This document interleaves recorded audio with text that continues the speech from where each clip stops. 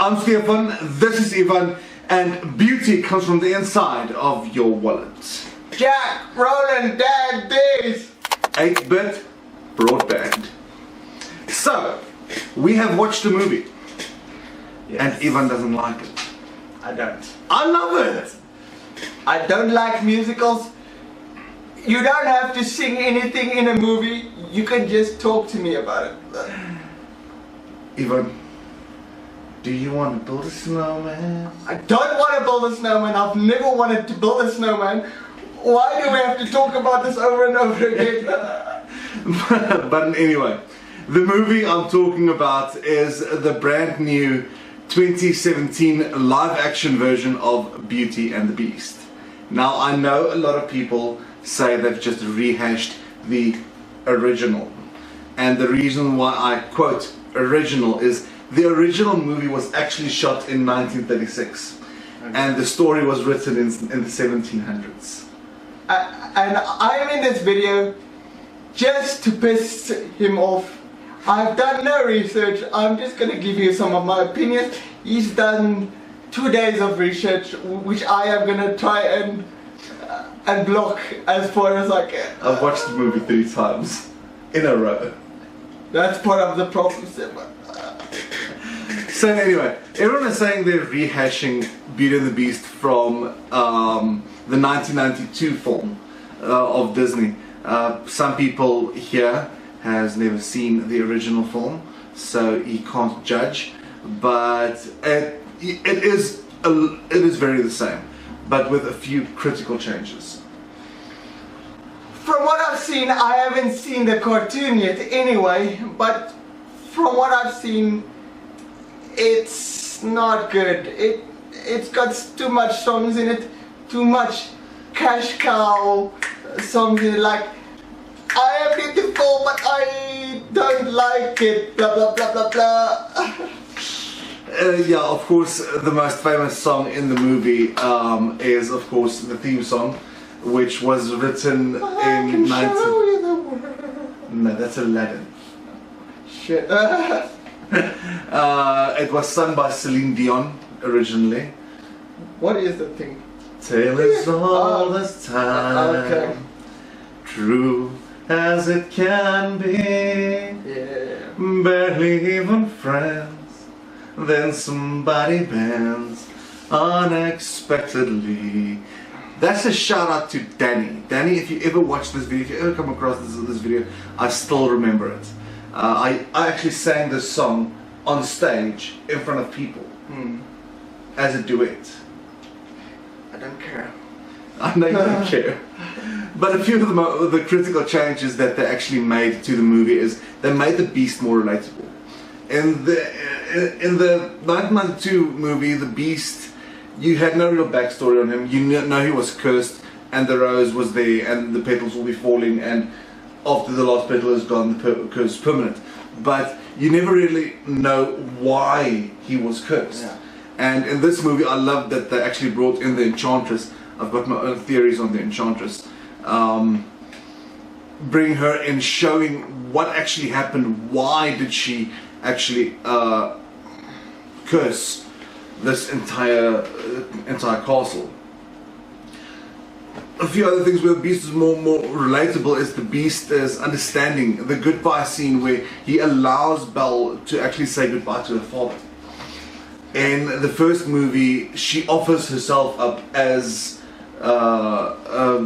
prisoner instead of her father, and he doesn't even give him time to say goodbye. Okay, I'm not gonna say it was a bad movie. It's about a Beauty and the Beast story, but it's too sweet for me. It's like it was done for the wrong reason. Because if he was a poor beast, it would have been. She would have been. Okay, it's fine. It's the same with 50 Shades of Grey. Mr. Grey does it. It is an erotic drama. If I do it, it lands on an episode of Criminal Minds. Exactly. And we don't want restraining orders against us, do we?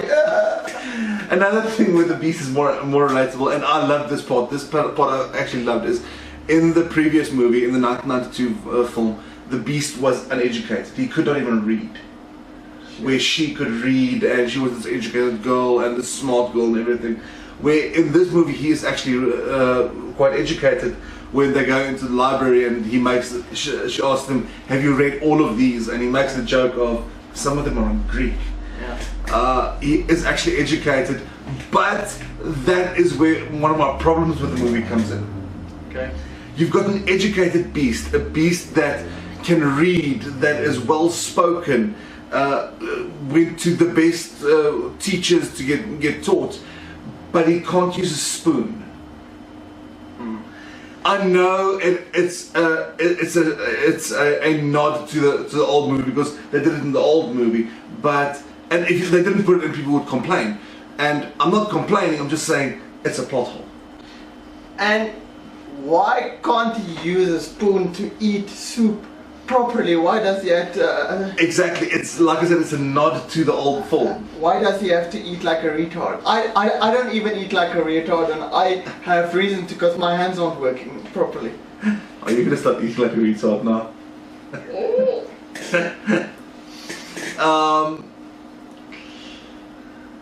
Another thing with the whole history of the Beast is it's giving Belle and the Beast common ground with both their mothers dead.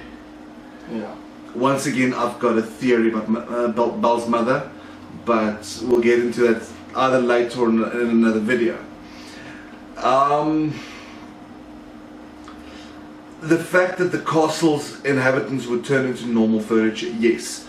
The previous movie, it was never said, but it was just believed that the curse would be permanent and the castle's inhabitants will remain their little tinker toy selves forever and ever. Where this movie actually puts a deadline on it and says, if you don't get this done by the last petal, you all cease to exist. Yeah. And seeing a cup that can talk for the first time, I would think there's something in the air too. Maybe it was all just a hallucination or no. Another one is how in this one they actually connected the village with the castle. And the old one, they didn't really do that. But I mean, if you look at the geography and the time, the 1700s, that village would have been under the rule of that castle. It would have been part of that castle's kingdom. But it is said in the beginning of the movie as well that the Enchantress made everyone forget that the castle even existed. One of my main problems with the movie is the lead actor is too sexy. Yes, I'm actually getting to that. He's too sexy. Why can he come from a beast and then, ooh, surprise, I'm actually dead sexy? I actually wanted him to go back to the Beast because the Beast is way too good looking. And even Belle said it. In the end, Belle asks him, how do you feel about growing a beard? She also thought that the Beast was too good looking.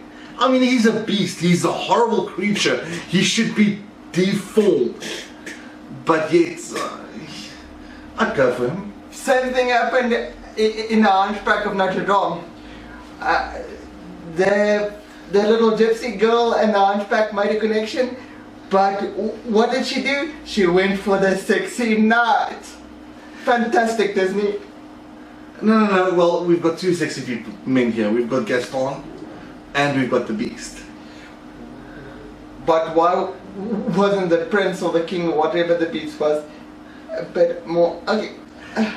Yeah, well, at Disney. So he's rich and he's sexy at the same time. Yes. Fantastic. Two things we aren't. Go into I speak for your damn self. Okay, so when we move on to the Beast, as Ivan evidently already did. Okay, I've already said this. He's educated, unlike the original. Copying the eating scene, like I said, it's a nod to the previous movie, but it didn't fit here. Yeah. It didn't fit here. And then, of course, the Beast song, Evermore. I must be honest with you, with my research that I did the past couple of days, I think I've listened to Evermore 572 times. Fantastic. It is a beautiful song. It's much better than the previous one. The previous one, when she left, all he did is he was howling at the moon. Not saying anything. I'm saying this again, the Beast had character this time. Last time, the Beast was just a beast and then he was a prince. There was no character to him. Where this time, that song where he's like, she has to leave, and she has to leave, and I mean, we all understand why she has to leave. I mean, her dad's in trouble. Okay. And he lets her go, and yet he's like, I know you'll never come back, but I'll always remember you. Yeah, I didn't like that. That sucked. You don't like most of the songs in the movie. Yeah, because he's busy shouting there like, she won't come back to me, but she's busy riding off on a horse. Okay, he's an optimistic beast. Okay, he's optimistic. Okay, I love the getting ready for the ball scene with the Beast, where they make him up and everything. And I think this is the big turning point towards redemption for the whole castle. Because when they first make him up, they make him up as they would have done in the beginning, with this major white makeup and this big wig on his head and this lavish suit. And then Lumiere comes and says, I'll fix this. Yeah. And then of course the ball comes, and then Emma Watson, Belle, comes down in the yellow dress. Why do I call it the yellow dress? Is before the movie came out, everyone online was like, what dress is she going to wear in the film, in the ball scene? Because the yellow dress in the animated film, I don't know why it was such a big fuss about it, but it was a big fuss about it. And when they recreated that animation yellow dress so perfectly, yeah, I went wild. I haven't seen the original dress. He went wild. I just went to sleep again. Then of course Belle. Can we get a thumbs up for Emma Watson, please? Brilliant actress, can't sing to save her life, but luckily they auto-tuned quite well. She clearly doesn't fit in. They live in this small town, they come from Paris, and in the beginning she doesn't know why she has to live here. At least she's smart enough to create her own washing machine. Yes, and then the townspeople break it because she's teaching another girl to read. Yeah, that makes no sense. Very sexist, chauvinistic, if you ask me. I'm not chauvinistic at all. I didn't say that. But if the shoe fits, I won't wear it. She takes after her father's inventive side, like you just said, the washing machine that she invented. So she can read. She invented the washing machine not because she wanted an easier way. She wanted an easier way to do the washing, but the reason why she wanted an easier way to do washing is so she can read. Necessity is the mother of all invention. Yeah. Like microwave popcorn. And like wheelchairs. Hey. Imagine a world without wheelchairs. I can, but I would just be sitting around a lot. And thinking. And thinking about stuff. Like I said, they made the singing work. Interesting little fact.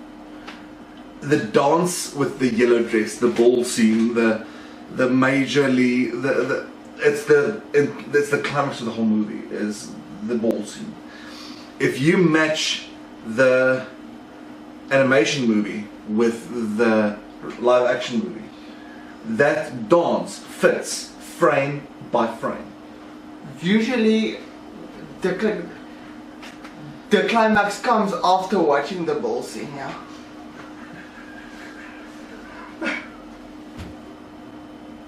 Yes, Ivan. Usually the climax comes after the ball scene.